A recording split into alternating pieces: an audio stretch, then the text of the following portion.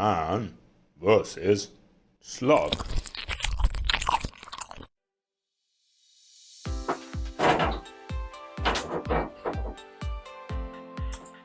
Let's pretend it's still the last week in April and that I didn't sit down to edit this week's Man vs Slug, only to realise that I didn't have an introductory video. In this week's video you will see us building supports for the broad beans.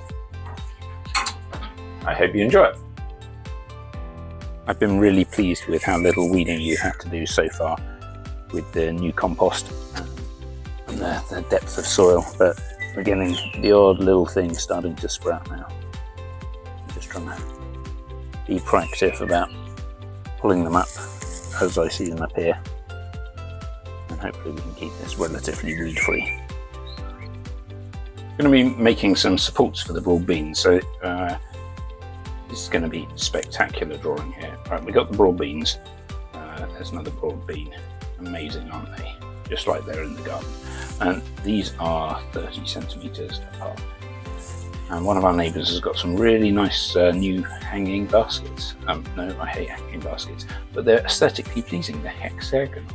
So I'm thinking we could build something that sort of goes like this.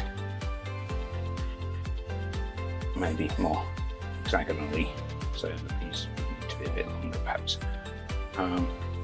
And then we can do the same again at the other end of the vegetable patch, and then run some sort of poles across like that, so that then the broad beans can grow up through these gaps here, and they'll be supported on this side by that pole and this side by that pole.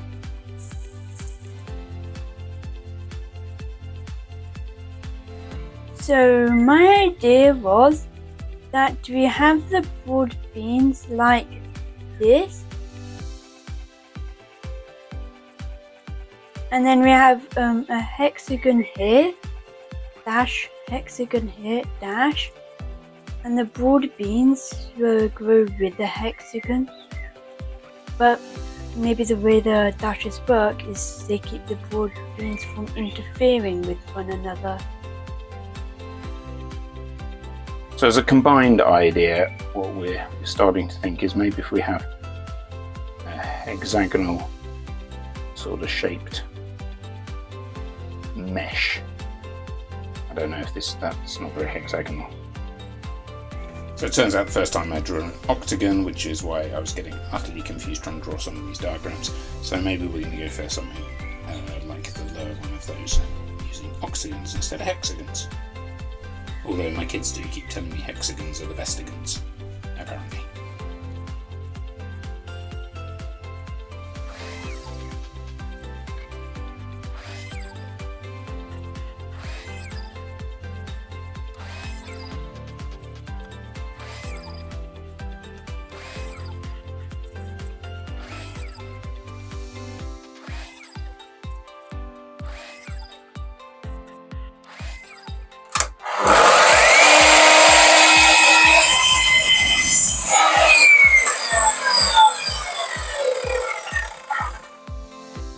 So that's 24 sides of octagons done now. Let's start sticking them together.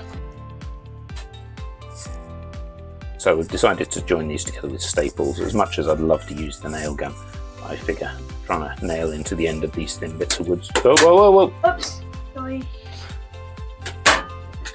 It would be fun to use the nail guns, but I don't fancy nailing into the end of these pieces of wood. They're only 9mm thick, and we're going to put one on the other side to try and hold it flat. Really good job. Go.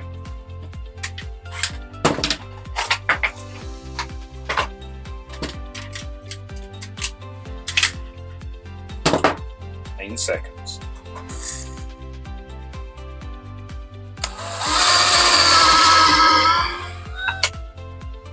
Now I'm just making some holes through the middle of these that I can slot some bamboo canes through.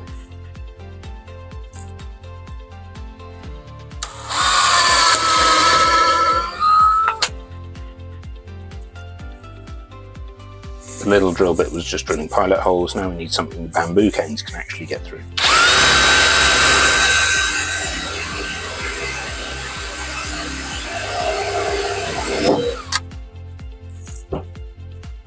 I think my 10mm drill bit's a little bit on the blunt side.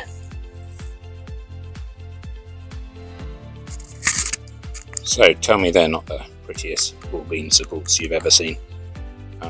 Well, if you've seen prettier, don't actually tell me, just leave comments saying these are the prettiest, because, you know, I've got an ego to worry about. I think now the patch has grown enough vegetables in this top bed at least, and probably remove the strips of cedar that we were keeping cats off with. So that's what we're going to do now.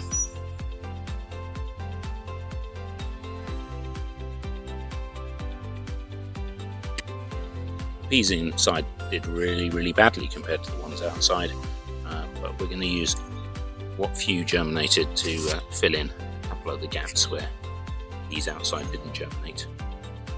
Surprisingly, we haven't seen any slugs, and so we've got a reasonable good number of peas going on here.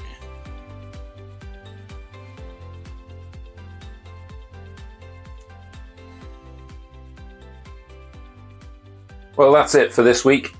Next week we will be turning over the page, entering May, and doing some more stuff in the garden.